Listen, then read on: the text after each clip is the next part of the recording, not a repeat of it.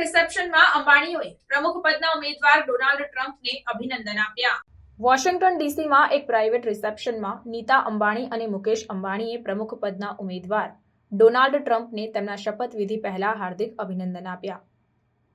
આયોજિત આ ઇવેન્ટમાં વિવિધ ક્ષેત્રોના પ્રખ્યાત વ્યક્તિઓનો સમાવેશ થયો હતો. રિસેપ્શન દરમિયાન અંબાણીઓએ ટ્રમ્પના નેતૃત્વ હેઠળ ભારત અને યુએસ સંબંધો માટે વધુ મજબૂત અને ગાઢ સંબંધોની આશા વ્યક્ત કરી. તેમણે બંને દેશો વચ્ચેના બિનમૂલ્યવાન પ્રગતિ અને સહકારની સંભાવનાને હાઇલાઇટ કરી. વૈશ્વિક સ્થિરતા અને સમૃદ્ધિ માટે મજબૂત દ્વિપક્ષીય સંબંધોના મહત્વનો ઉલ્લેખ કર્યો.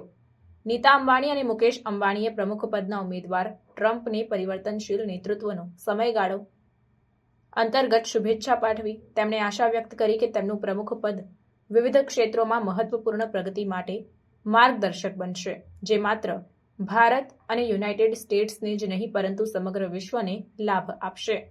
પ્રમુખ પદના ઉમેદવાર ટ્રમ્પે અંબાણીઓના અભિનંદનને માન્યતા આપી અને ભવિષ્યના સહકાર માટે તેમના ઉત્સાહને શેર કર્યો. અંબાણીઓએ ટ્રમ્પની શપથવિધિ સમારોહમાં હાજરી આપી, જેમાં વિશ્વભરના પ્રભાવશાળી નેતાઓ અને મહાનુભાવો પણ જોડાયા.